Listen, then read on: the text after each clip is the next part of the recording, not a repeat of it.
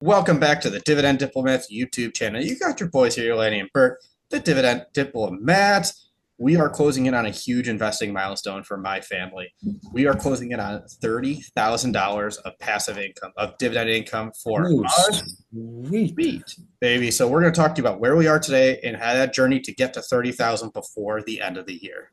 Smash that subscribe button. Give us a nice thumbs up. Bert is crossing a huge milestone, guys.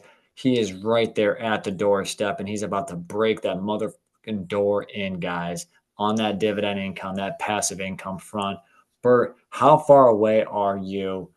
Where are you at now, obviously? What is it going to take for you to cross this big threshold, All brother? right. So I updated our portfolio this weekend. We are at $29,008 of dividend income total. Among Huge. that, yeah, we have 13,275 in our taxable account, 6,200 in a Roth account. Our 401ks have nearly 8,500 in it, and then we have some rollovers, some SEPs, some other, I call those other accounts, with $1,117. Add those up, you get $29,008 of forward dividend income.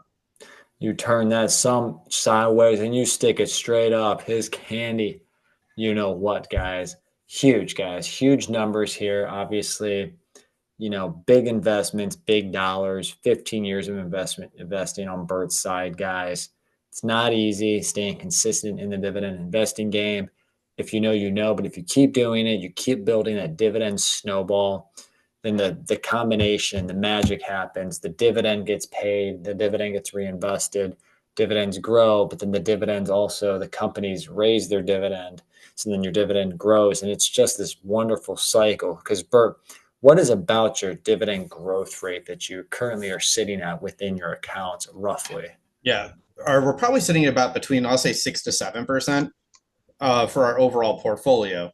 But for the purpose of this, dividend growth has been slower in 2025. We've been realizing a lot of companies have been a little bit more conservative as the economy shakes out, as the impact of tariffs and interest rates kind of funnel through.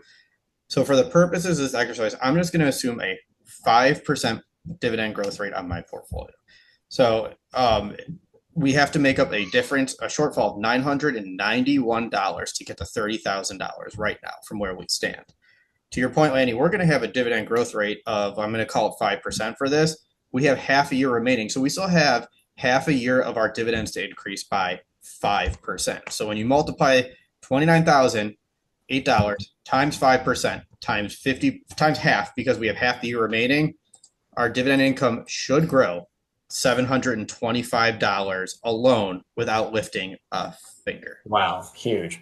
So you don't even need 1,000. And more than likely between July 1st and the end of the year, $725 you're assuming is going to be taken care of by dividend growth. Bird's banking big Mm-hmm. on some VOO, some VIG, some SEHD dividend announcements here to close out June, because that should give it a nice little pop, because that's going to get reinvested as well come the end of the month, beginning of July as well. So that'll be huge. Yeah. But Bert, that only leaves like 260 something bucks Yeah. to get to $30,000 in forward total income. So what are your plans to kind of squish that little gap? So remember, there are the three legs of how your dividend income increases: investing new capital, reinvesting dividends, or dividend growth. We already crossed out the dividend growth. That's going to give us the $725. So between those other two sources here, Lanny, I need that $266, whether it's reinvesting dividends or investing new capital. Mm-hmm. So with that, I just put together a quick chart here of showing just kind of a little shock analysis of dividend rates, because Okay, our dude. our blended portfolio yield is 2.21%. Our taxable accounts at 3.16%. So each dividend is going to either reinvest or be purchased at its own rate. So on a blended rate, if we invest it, if to make up $266, assuming a 2% dividend yield, that we need to put in through DRIP or new capital, $13,297.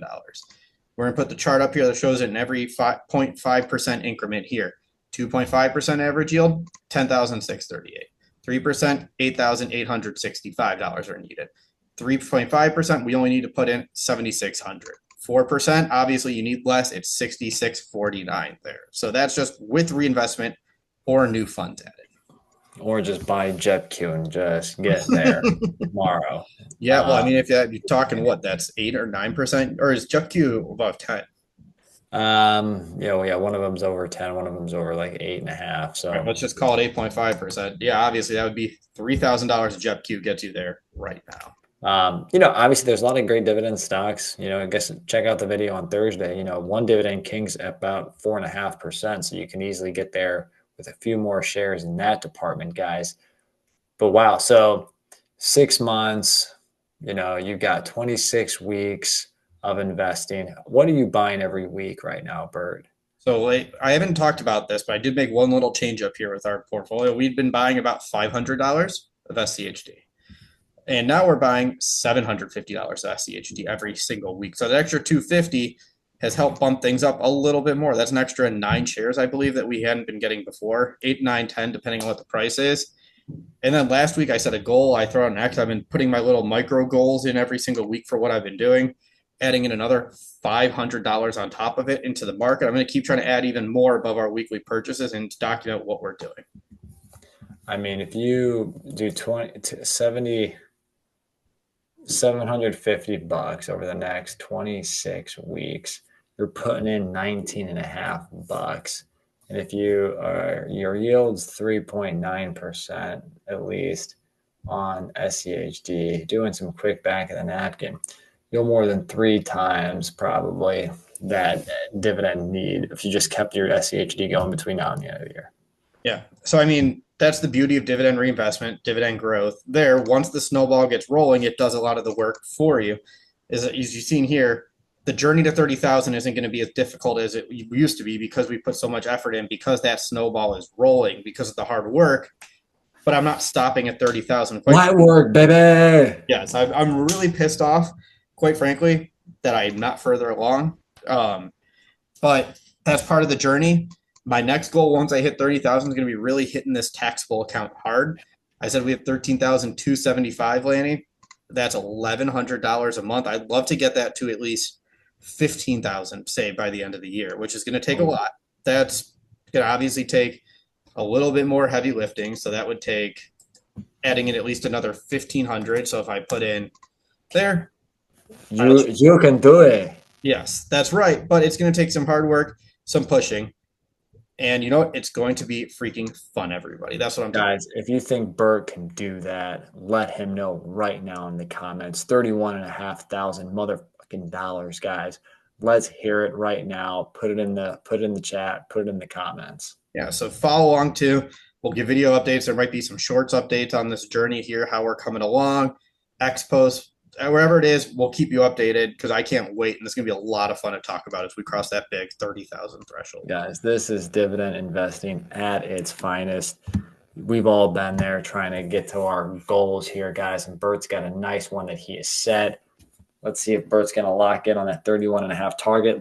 Let's see him and celebrate him getting to 30,000 first. That's going to be a bottle popping day right there. And then on to the next one.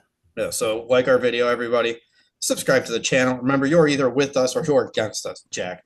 Bert, the Hurt, and Lanny from the Dividend Diplomats, over and out.